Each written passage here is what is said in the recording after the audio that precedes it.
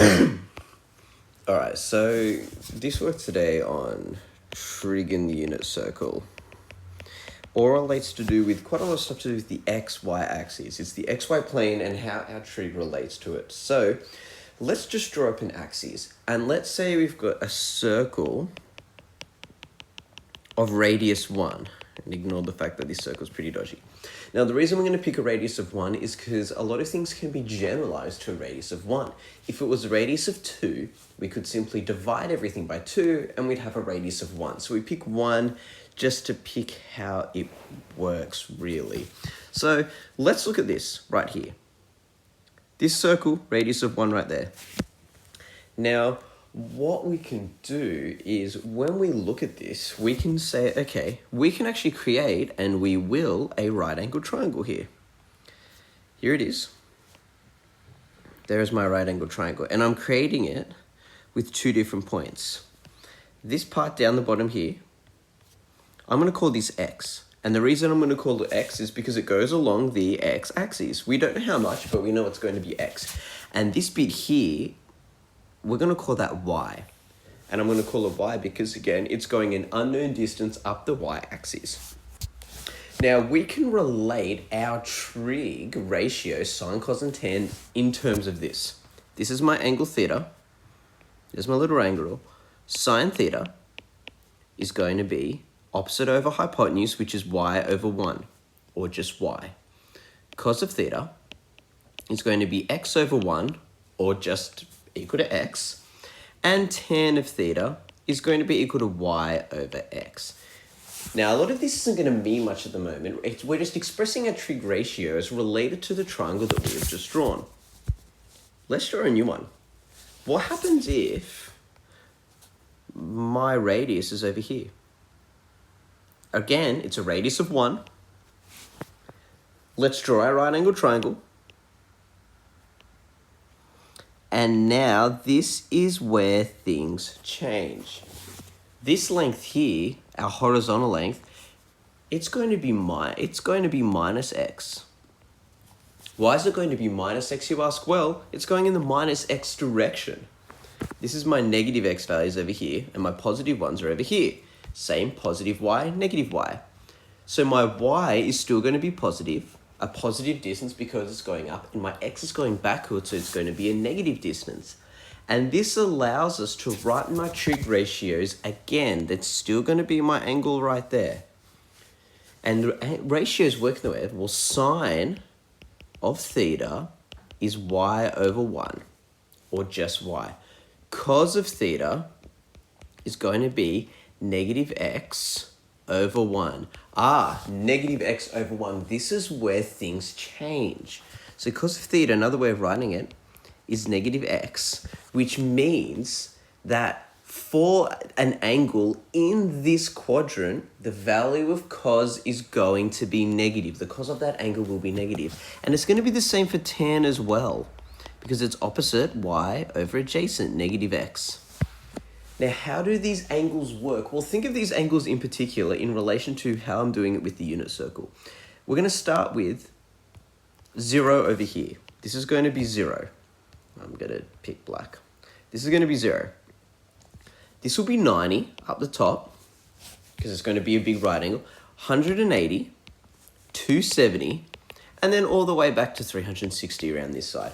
And this actually relates to our specific angle starting at 0 and measured anti-clockwise until we reach the radius of our line, which means what this theta here relates to is it relates to our obtuse angles, which are our angles between 90 degrees here and 180 degrees on the horizontal, which means when we have an obtuse angle, the sine of the obtuse angle will be positive, the cos of an obtuse angle will be negative, and the tan of an obtuse angle is also going to be negative. Now, we can take this even further, and in fact, we do take this further. We get ourselves looking once again at what will happen if we went to the third quadrant. So once again, we're going to take I'm going to put this one down here just for ease of access right there. I'm going to put this one right down there. It ends up being pretty similar. I'm going to create the triangle again. Here, going to go up. Yeah, going to go up. Going to go across. There's my angle here. So this is when we're looking at angles between 180 and 270. My y is going to be negative. My radius is still 1. My x value is still going to be negative. It's going in the negative direction. So sine of an angle between 180 and 270 is going to be negative y over 1. Cos of an angle, negative x over 1. And tan of an angle between 180 and 270 is going to be negative y over negative x, which is y over x. Now, why are we doing this? What is happening? Why are we doing this? The reason that we're doing this is so that we can think about all of our angles between 0 and 360 degrees.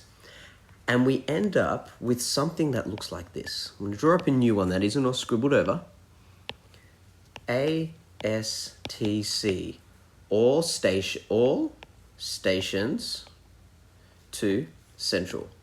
It's a little rhyme that you can use to remember whether the sine, cos, or tan of an angle in these particular quadrants is going to be positive or is going to be negative. A means all. So sine, cos, and tan of an angle between 0 and 90 is always going to be positive. And between 90 and 80, well, S, stations. Sine is the only angle that's going to be positive. Cos and tan are both going to be negative. 2, sine and cos, they're going to be negative. Tan, that's going to be positive. Central, sine and tan, are negative. Cos is going to be positive. So what that means, if cos of 330 degrees, that's going to give me a positive number.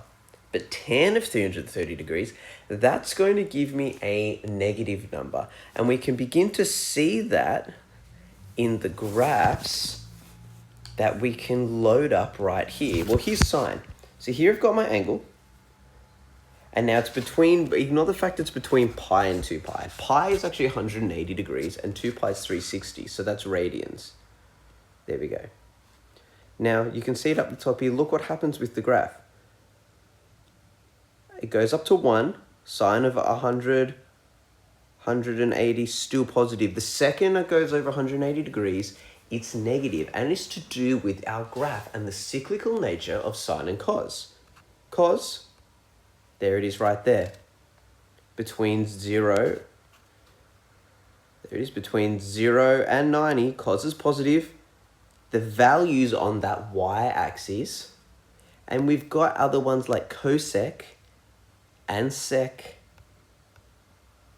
and cot. And the reason that these look pretty funky is because they are inverses. And if they're inverses, it could be dividing by 0, which means things get ugly very quickly. These are the 3 tree graphs. And this is how it relates to our functions. And knowing using our exact value triangles to show if something is going to be positive or negative. If you've ever got any questions, let me know.